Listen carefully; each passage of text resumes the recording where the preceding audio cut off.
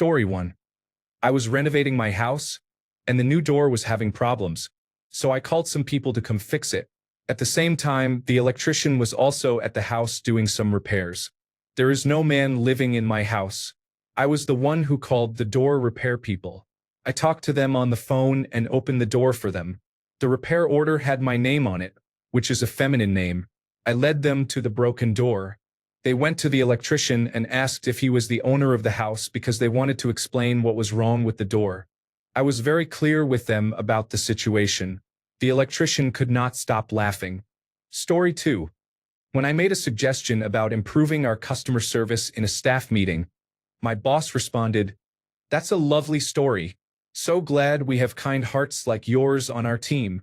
However, when a male coworker made the exact same suggestion word for word in the next meeting, my boss said, "That's an excellent idea. What resources would we need to pull to make this happen?"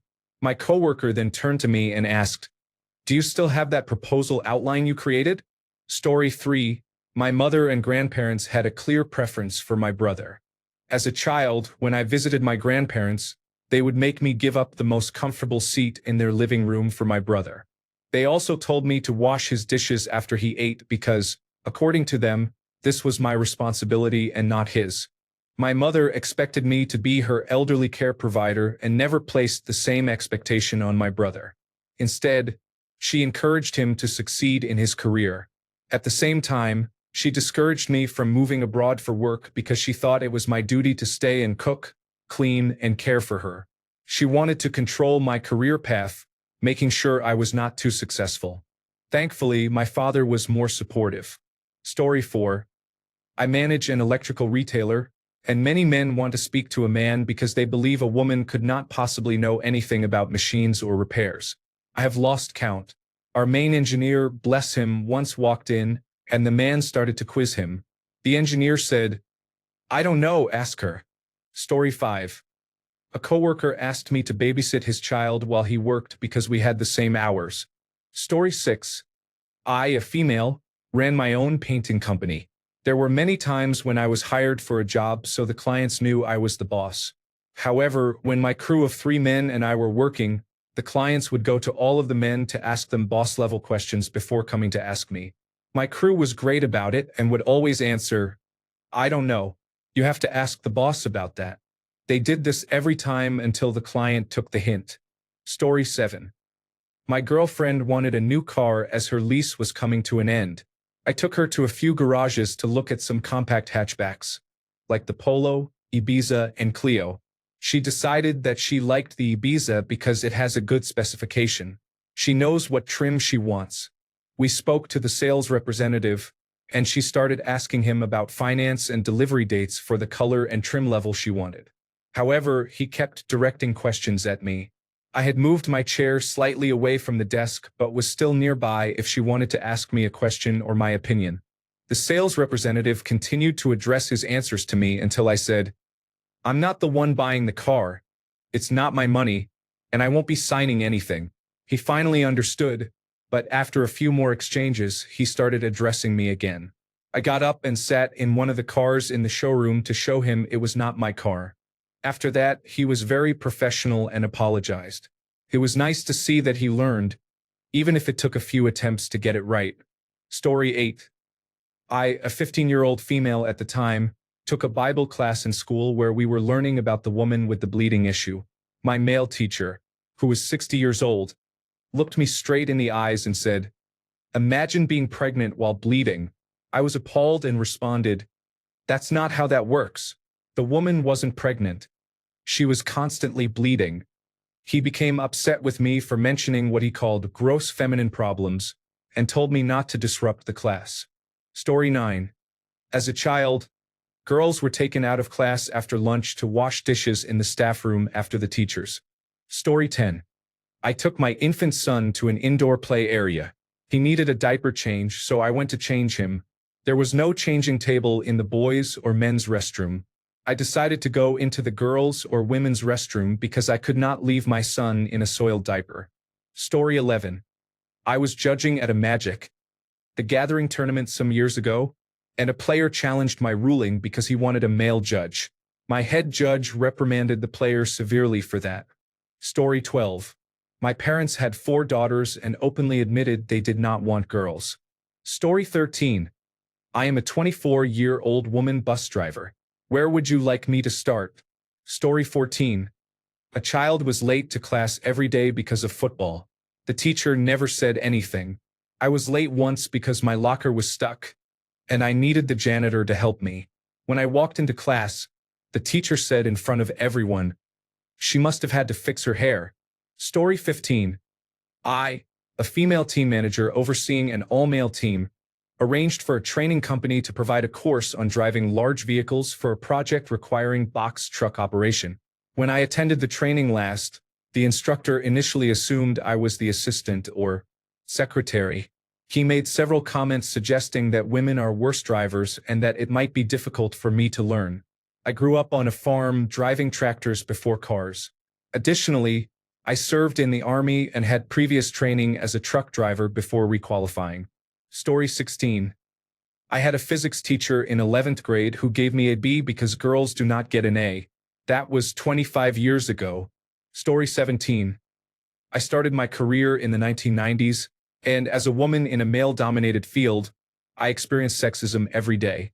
I earned 60% of the salary that my colleagues made, even those junior to me. When I complained, the response was, "They have families to support. You are just making fun money."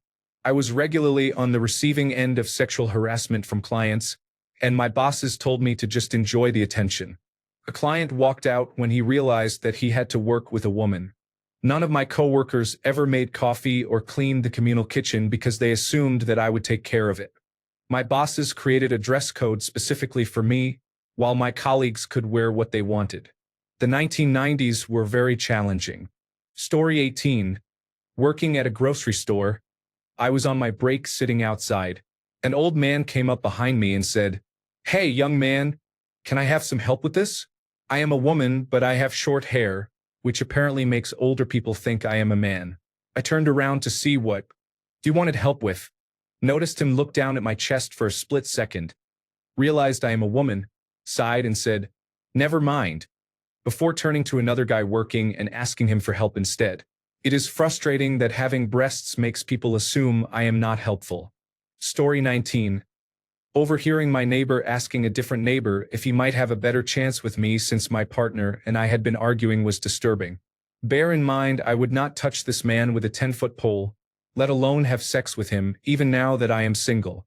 I never indicated that I wanted anything to do with him, yet he and my other neighbor were having a full conversation about what it would be like to be with me.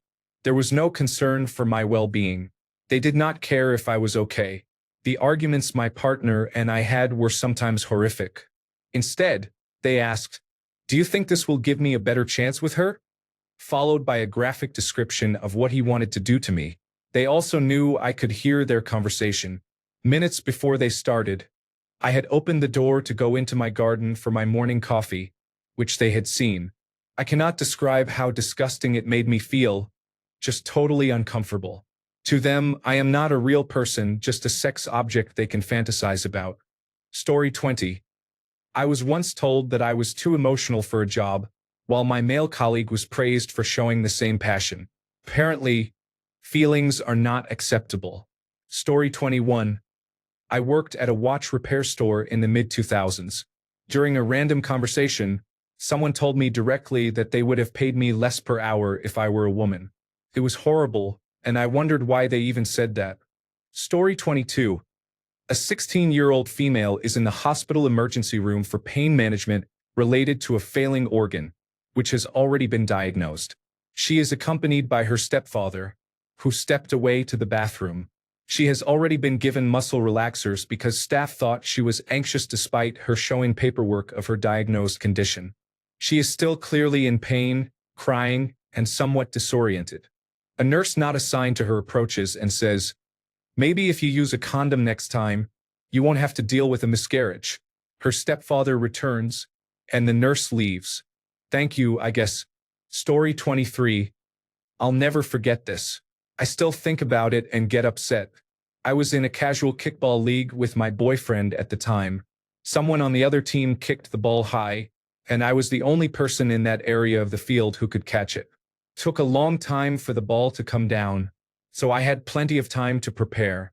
I was standing there waiting for it to land right in my hands when my boyfriend suddenly sprinted across the entire field, jumped right over me and caught the ball, knocking me down in the process.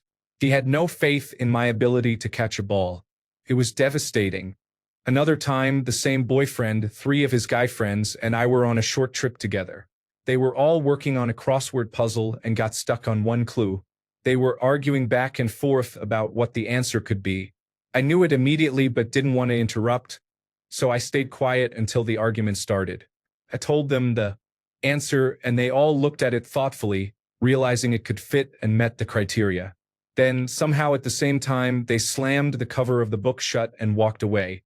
Instead of writing my answer in and continuing the puzzle, they decided to quit because it was no longer worth doing when I figured out an answer they couldn't. They were difficult people. I'm glad we're not together anymore, and I married a man who loves my mind and respects me fully. Story 24.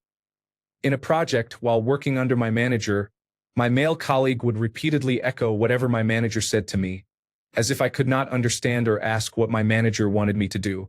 He did this constantly, which irritated me greatly. Story 25:1. After girls were allowed to become altar servers, the local priest still would not allow it. 2 other girls and I who wanted to do it passed around a petition to make him let us. The bishop had to get involved, but he finally did. 2. We started band in 5th grade. I wanted to play trumpet but was told that girls could only choose flute or clarinet. My mom had played flute, so I grudgingly agreed to play it. I hated it and spent a miserable 4 months struggling before finding out that I could choose not to do band at all and instead spend that period in the library. I was and still am an avid reader and cannot believe I did not know that was an option from the beginning. 3. I signed up to take drafting in 11th grade. We had to get our schedules approved by the guidance counselor. She told me, "Oh honey, you do not want to take that. That class is for boys." The last part in a conspiratorial whisper. Then she followed it up with, "How about I sign you up for home economics? That will be better for you." She would not listen to me, so I called my parents, who told her that I would be brilliant in any class I chose and that she had better put me in the class of my choice. I was the only girl in drafting, and I outperformed every one of those boys. This was in the year 2000, for reference.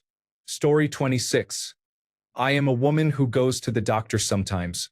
Every time, doctors go to medical school for 10 years to learn everything that could possibly go wrong in a man's body. Then, there is one paragraph at the very end of the textbook that says, "If your patient is a woman, she is either overweight or anxious. Just pick one." Story 27. I was repairing a broken kiosk at a photo lab in the early 2000s when someone told me that I looked cute, as if I almost knew what I was doing. I am Kodak certified. Story 28. One example that comes to mind was when I was in Chile. I was planning to purchase an entrance ticket to a national park for a 10-day hiking trip. For this trip, you are required to reserve the campsites ahead of time and show proof of your reservation before the park ranger will sell you a ticket to enter the park. I was standing in line at the central office one day before my trip. There were 2 Australian men in front of me who had a very similar itinerary. I could hear them talking with the park ranger, who was a woman. They got their tickets and walked away. I approached the park ranger, showed her my receipts. She looked them over and then informed me that I had to make an additional reservation for the last day. She said she didn't think I would be able to hike 7 hours in one day to get from Camp A to Camp C, and that I should stay one night in Camp B. I told her that hiking 7 hours was not a problem. However, she refused to sell me a ticket unless I made a reservation for the additional night. I had to go all the way back to town to make a reservation at the reservation office. Funnily enough, the park ranger at the reservation office looked at my itinerary and said he didn't think I needed the extra night and suggested I just buy my ticket at the park entrance. I didn't want to risk encountering another sexist park ranger, so I paid the additional $81 for the extra campsite, which I did not end up using. That was probably one of the most blatant experiences I had with sexism. I don't think the woman would have questioned me if I had been a man. I have experienced a lot of sexism in Latin America from other women as well. It is sad what internalized sexism can do. Story 29. I am a big, white, cisgender, heterosexual man who was a former welder and fitter/fabricator for 12 years. I often heard phrases like, she can't do it because women aren't strong enough, women are too emotional, she needs to have thicker skin, or inappropriate comments like, check out the appearance of her, and I just want to see her in the helmet and work boots. Honestly, I am frustrated with the industry and the trades in general. Story 30. Specific prejudice is always easy to notice. Harder is deep-rooted cultural sexism. I am a white male nerd. No matter how self-deprecating I am or how much I screw up, people refuse to believe that I am not secretly brilliant. My failure to complete a project last year cost months of engineering time. During the Christmas party of the same year, I was sincerely introduced to new employees as, "This is Black Wind Bears, the smartest person at this company." If I wear my pants backwards, people simply whisper that it must be because I am too busy with my very important, very smart thoughts. I assumed it was a cultural vision of nerdiness. Meanwhile, one of my closest female friends is one of the smartest people I know. Not only does she know a lot, but she is a fast learner and talented engineer. Every single time she does a good job, it gets chalked up to her being hardworking. She is utterly brilliant, and her own friends rarely recognize it, let alone her coworkers. Fortunately, her family does. It is one of those things that once you see it, you cannot unsee it. I do not know what can be done about it, but it drives me crazy when the two of us struggle with the same thing in the same way. I get told to try harder, and she gets told, yeah, it is not for everybody. Over the course of a lifespan, that affects you. It seeps into your bones. Story 31. When we had our first baby, my partner and I made the decision to keep working full-time, both of us. The strange thing is that everyone kept telling me how strong I was for maintaining my 40-hour work week. No one ever said the same thing to my partner. Apparently, when you are a mother, people expect you to be 24/7, but when you are a father, you are only a father on the weekends. No one ever complimented my partner on the fact that he continued working full-time. Another example, when I was still in university, I worked as a taxi driver when I didn't have classes.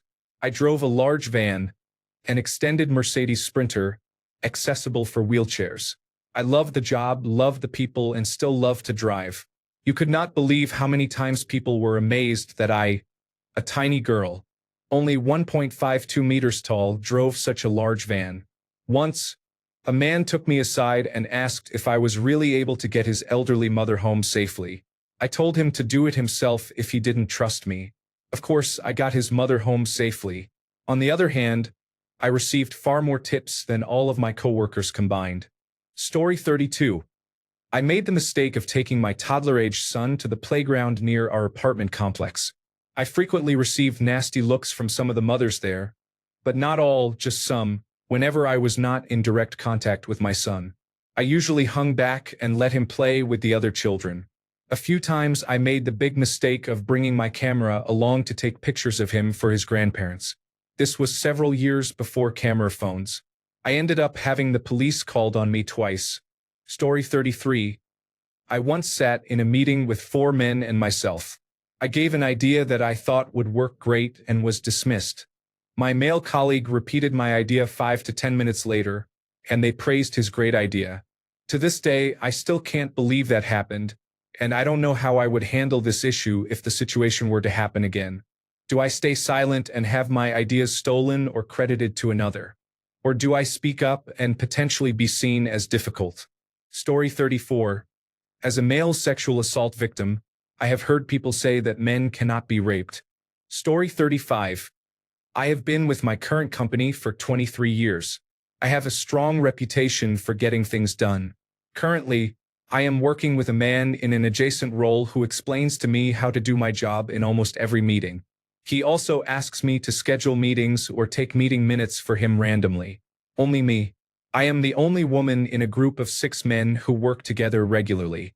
After trying unsuccessfully to get him to stop for over a month, I have started openly mocking him out of spite. It goes right past him, but I hear the other men chuckling, and that is good enough for me. Story 36.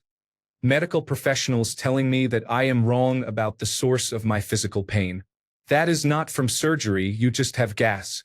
That is not because of the pins and screws we just put into your bones, you just have neuropathy. I know what it feels like to have gas. I have had hereditary neuropathy since high school. Can you just believe me when I tell you what is causing my pain? Story 37. I had a brother who was exactly 1 year older than me and one grave above me. We had all the same friends. He was a football player. I was a cheerleader. We did nearly everything together. However, he was allowed to go to parties. I was not. He was allowed to go out of town with friends' families. I was not. He was given a curfew for the weekends. I simply was not allowed to go anywhere. He was allowed to date. I was not. It led to me having a lot of secrets, but in reality, I was just trying to be a normal kid. I remember I got caught lying about where I was once because my car broke down and I had to call my dad. Where was I? Ice skating. I had to lie to go ice skating at 17.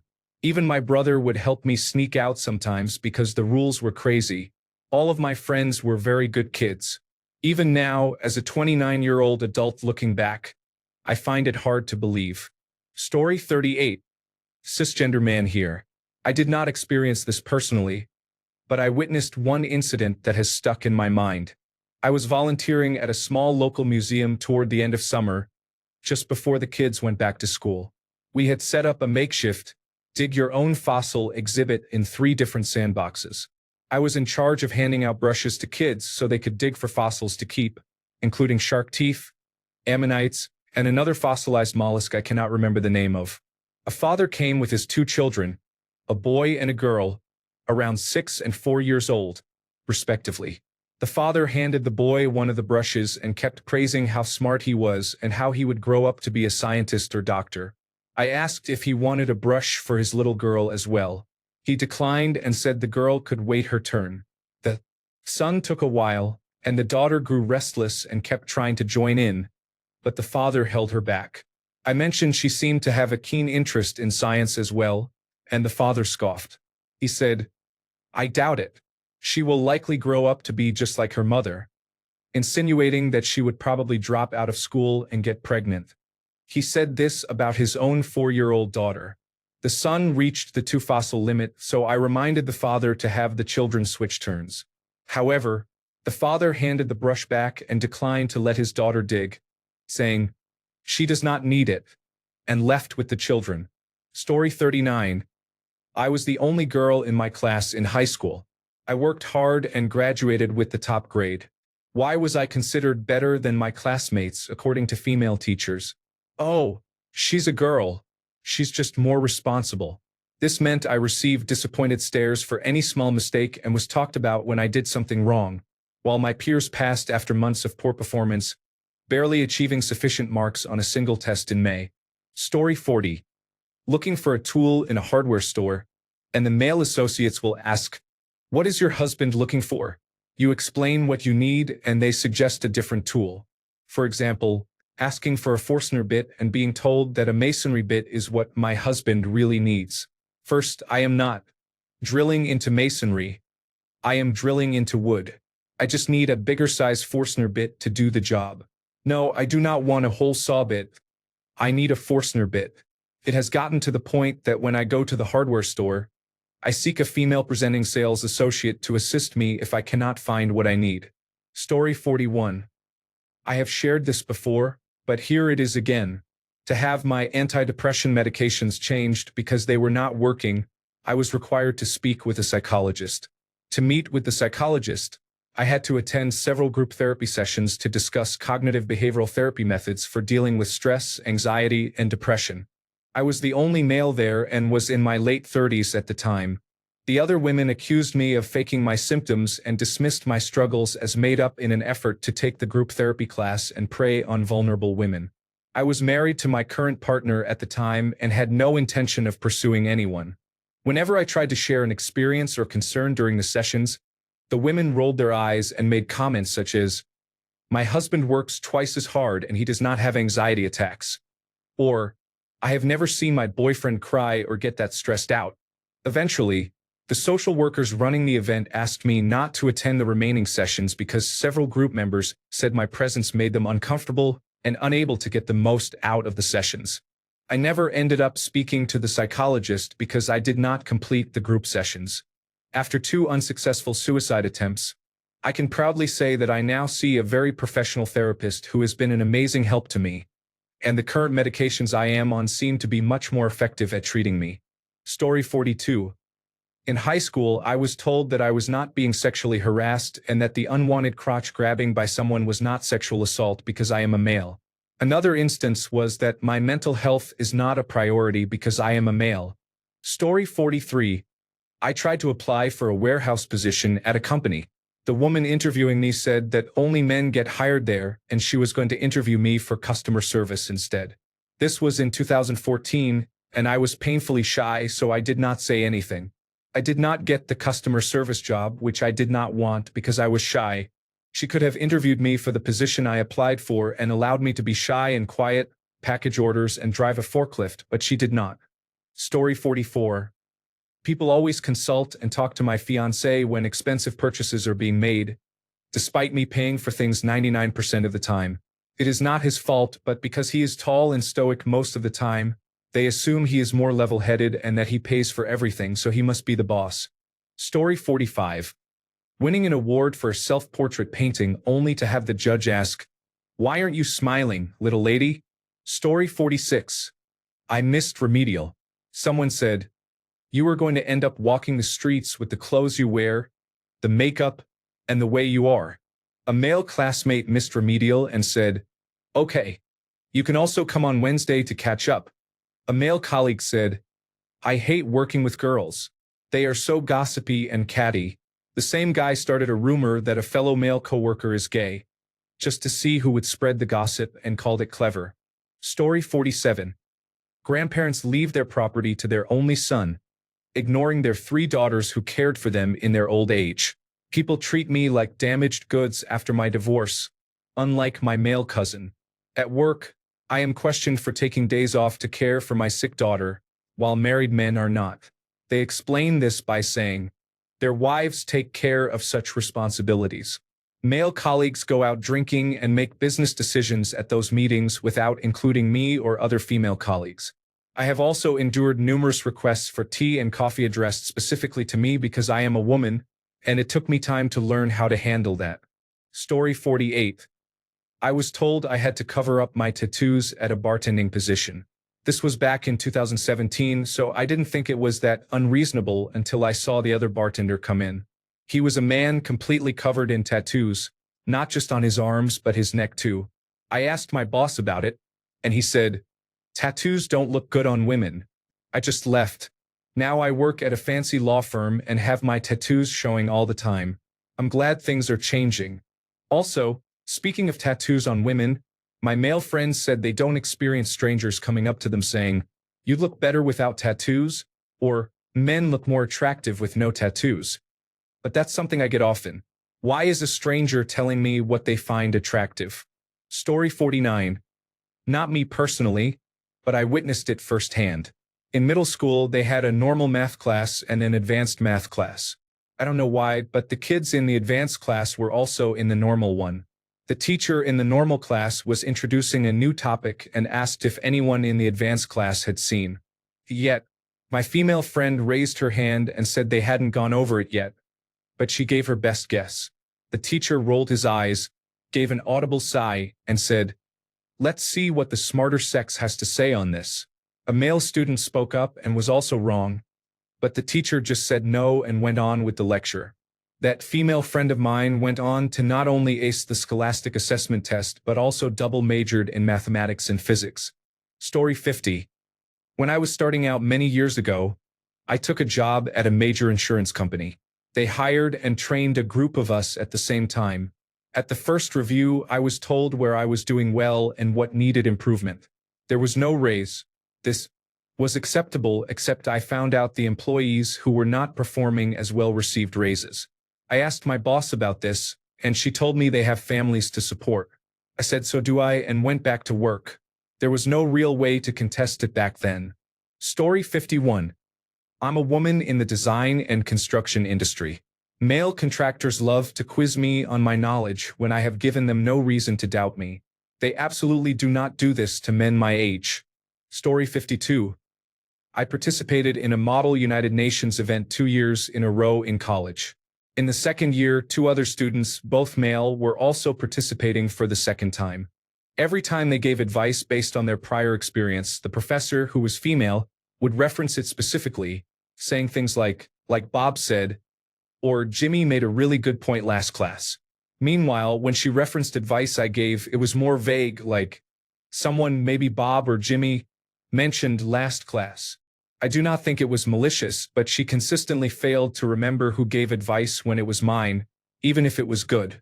She was incapable of giving credit to the women in the class, and she let the men misunderstand the purpose of the Model United Nations without correction. Story 53. Which one? There are so many. Workplace sexism was almost always present at every job. Police officers who knew my stepdad would come and laugh together in the driveway about my mom being overexcited after he had just beaten her. That was not acceptable. Story 54. I have repeatedly witnessed this and been an unwilling part of it. My friends run a plumbing, well service, and septic company. The owner is the mother, and the service technician is her daughter. At least one of the drivers is a woman. I often stop by and hang out in the shop to give a hand. I am a big older white man. People come into the shop and ignore both the owner and the daughter, instead trying to ask me questions just because I am a man. I always point to them and say, "Ask them, I know nothing." Even women do this. Frankly baffles me. They are my first call when I need information or help. Anything I know about the subject I learned from them. Story 55. It wasn't directed at me, but my class and I witnessed it. We had a college math class with about 20 students, mixed men and women. Our professor was Hungarian, which is relevant, bear with me, and he taught many of the core higher-level math classes required for a major.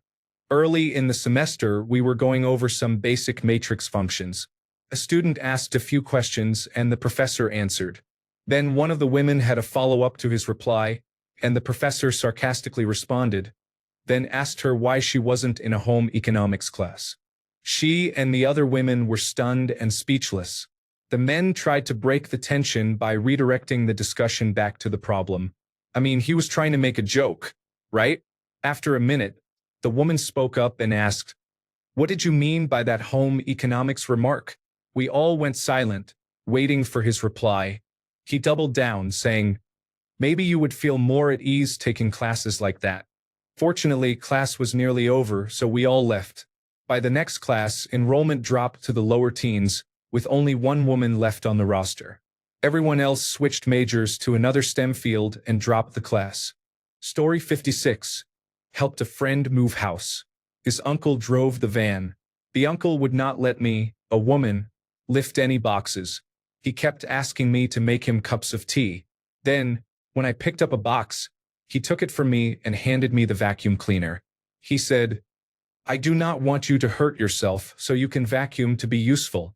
He hurt his back carrying that box, so my friend and I had to do the rest of the carrying. I gave him a cloth and spray to clean the sides so he could be useful, of course. Story 57. Just because I do not know much about cars does not mean you can take advantage of me at the shop. I am pretty sure I do not need that $1,000 flux capacitor you are trying to sell me. Story 58. My boss, in an office with 4 men, called a woman from another office and made her come to his office just to ask her to bring him a coffee from a machine that was literally 3 meters away from his desk. Every single day, twice a day. Story 59. When my girlfriend at the time pushed me against a pillar hard enough for me to hit my head and yelled in my face, nobody stepped in to help me and instead laughed. I ended the relationship 2 days later. When I explained why to some people I thought were my friends, I was told that I should apologize to her because I was ending the relationship due to her mental issues. No, I ended it because I had been with her for 2 weeks, and most of that time she was yelling or making fun of me. Actually, getting physical was just the final straw. Story 60. 3 men told me, "You only got that job because of your large breasts." Story 61. In high school, my friend had a tire pop and I was close by with another friend, a male, in my passenger seat.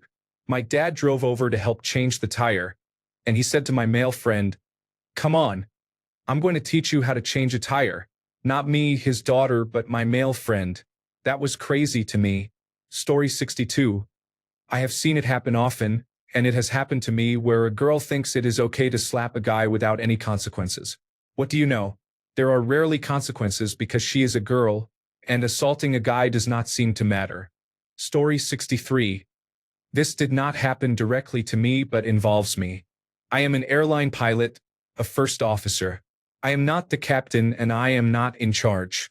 Before departure, people routinely come to the flight deck to ask the captain questions. Gate agents, maintenance technicians, flight attendants, and others. I am not the decision maker, so whatever they need, they almost always need to speak with the captain.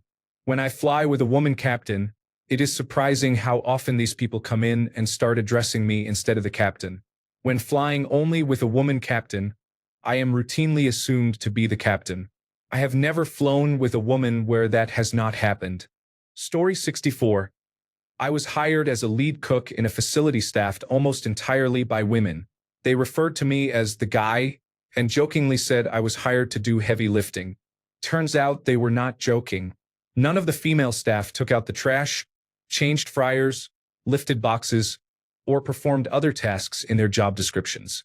I left that job within a week. Story 65. How much my mother-in-law expects me to clean while her son just sits around. She seems genuinely offended when I mention her son taking care of something or cleaning up. One time, I told her I was waiting for him to put his own clothes away after folding because he does not like the way I do it, and she genuinely looked thoughtful. Story 66. I am a patent litigator. A core part of our job is learning the technology inside and out for each case. Senior male lawyers in my circle consistently underestimated and underappreciated the technical knowledge of female attorneys. As the resident tech-savvy person, I could clearly tell who knew what. As a result, high-performing women were pushed into less prominent parts of the case, which affected their career trajectories. I pointed this out and advocated for keeping more women in the technical roles where I knew they could excel, but my opinions were dismissed. I left to start my own firm. When I have a stable business flow, I will know whom I am hiring. Story 67. I could write several large volumes about all the misogyny I have experienced and witnessed, but here is a recent example. I was helping a man connect to our audiovisual equipment for a presentation at the public library where I work. I made one tiny mistake that was fixed in less than 5 seconds. I clicked on the wrong wireless network because we have 4 different ones. He asked, "Isn't there a man that can help me? You obviously do not know what you are doing. Women are not cut out for technology work." I just said, "No." Then I finished what I was doing and left. I would like to note that he did not know how any of our equipment worked. But yes, women in technology are a real issue. That one still bothers me. Story 68. A boy told us that he has memories of abuse. Most of the people there doubted him and asked for further details instead of simply asking if he is okay dealing with the trauma and offering help. Story 69. This is going to sound made up, but I swear to God it's real. A little over a decade ago, I was working during my college breaks at a Wendy's in Middle America. One day, a man stopped in.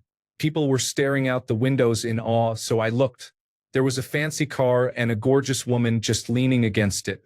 People asked the man about his car, and apparently he had just picked up a brand new Lamborghini and was driving it home across the country. Long story short, he turned to a little boy and told him, "Do your homework, and maybe one day you can buy one too."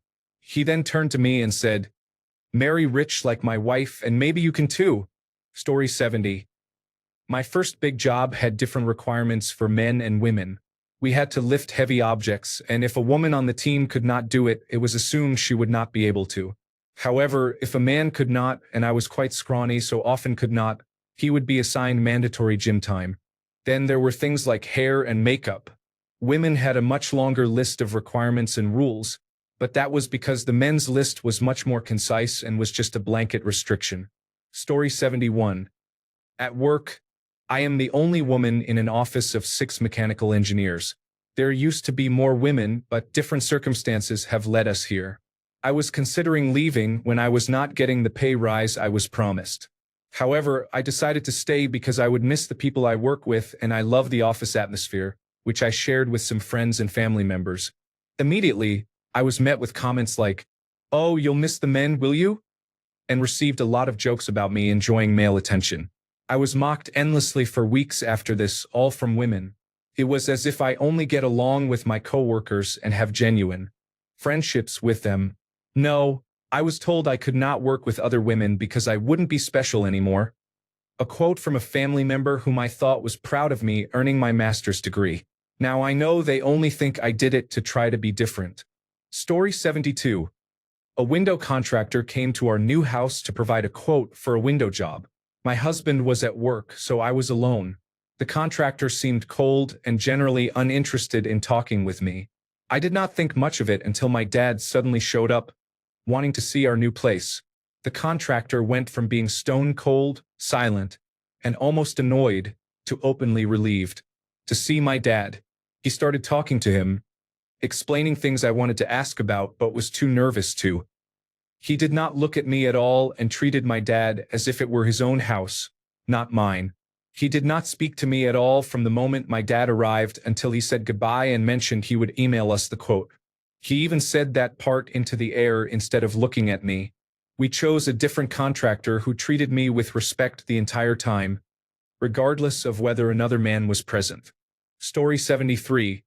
As a woman who has worked in a variety of male-dominated professions, it is an extensive list. A favorite example is when my male manager at the hardware store insisted I stand around and wait for customers instead of restocking merchandise because he said my boyfriend would be mad if I got hurt. This was super infantilizing. My boyfriend at the time did not agree with that paternalistic attitude and believed me when I said I could pick up a box. I realize I am stronger than I look and that nobody wants to deal with a workers' compensation claim. The sexist part of it is that people routinely did not trust my judgment of my own capabilities. I never saw that happen to my male coworkers, even those who were slight of build. I have had even female coworkers defend this kind of benevolent sexism, claiming they were just worried about me getting hurt, as if I am not an adult who knows how much 35 pounds weighs and whether I can safely lift it. Story 74. My first memory of sexism directed at me was when I was in first grade in my small Texas hometown. We were all asked what we wanted to be when we grew up. I said I wanted to be an astronaut, and I was laughed at and told that girls could not be astronauts. This was before Sally Ride. It also happened as recently as last month when a man came to fix my washer. He kept trying to talk to my partner instead of me, even though it was clear that I had made the service call. Story 75. I once went to a networking event for my industry, law, and during a conversation about a project I was leading, a man interrupted me and asked if my boss could explain it instead. I was right there, sharing my insights and expertise. It is frustrating how often that happens, especially in male-dominated spaces. I have learned to stand my ground and assert myself, but it still baffles me how deeply ingrained these biases can be. Story 76. My ex-husband told me that women are not good with computers. I asked him why I am then, and he said I was an exception to the rule. Some people think that all women have low intelligence, but that is not true. Story 77. Mothers are insulted for not spending all their time with their newborn babies, while fathers are free to spend their time as they wish, even when they are unemployed. Story 78. Whenever a man is victimized and is an adult or appearing as an adult, it is somehow considered his fault for allowing it. This does not even address the comments suggesting he did something to deserve it in some way or that it is not really that bad and people are just exaggerating. Anything to downplay the situation, assuming, of course, that anyone even listens to them in the first place. Story 79. I was a finalist to direct our community theater's big-budget summer musical, which had previously been directed only by men, usually one of the same three men. I heard from a friend on the board that they just weren't sure a woman could handle that much money. Story 80. Male contractors, plumbers, and repairmen treat me like an idiot when coming into my home. Men treat me as inferior and incapable when dealing with home and automobile issues. I am over it. Story 81. My ex-girlfriend told me I don't know what struggling is because I'm a white male. I grew up in inner-city Cleveland, Ohio, one of the most poverty-stricken places in the country. My mom had to turn the gas stove and oven on to heat the house because we couldn't pay the electric bill. I ate ramen noodles and Vienna sausages for half my youth. My parents would take me to Payless, where we'd try on shoes, put our old ones in the box, and walk out with the new ones. Our mop was a wet rag or a t-shirt wrapped around a broom. I could go on and on. It just frustrates me when people make assumptions based on your sex and color. Story 82. Went furniture shopping with my husband. We went to several stores throughout the day. At one store, the much older male salesman completely ignored me while asking my husband all sorts of questions about what he was looking for, his preferences and personal tastes. The furniture was going to be used primarily by me, and I was paying for it. I was very upset, so we eventually left. I worked in sales when I was in college, and that was blatantly disrespectful. Also in college, I worked at a restaurant that only hired pretty girls. This was not a Hooters or anything like that. It was a mediocre sports bar, one that was not Applebee's or TGI Fridays. When my friend asked her manager if he would hire me, the only thing he asked was, "Is she hot?" He was about my father's age. Story 83. Some years ago, I pulled into a parking lot and heard someone yelling for help as I got out of my car. I ran over and saw that a woman had slipped on some leaves while walking down a set of stairs and was badly hurt. Later, I found out she had broken her hip. I didn't have a phone on me, but I saw another woman approaching and asked if she could call for help. She said, "Shouldn't you do that since you're the man?" So I had to run and find someone else because she had an unreasonable hesitation. Story 84. I had to ask the owner of the parents' WhatsApp group at school if I could be added. You could clearly see the new neural pathways forming as she processed what I had just asked. Story 85. Right out of college, I worked in a historical archive. An older male client wanted access to something I could not allow. He became extremely belligerent with me. When my older male coworker told him the same thing, he was polite and understanding. Story 86. I am a teacher. I often hear the dismissive comment that I am not a real mother. Thanks a bunch for sticking around till the end of the video. Remember to subscribe, and until next time, stay awesome and goodbye.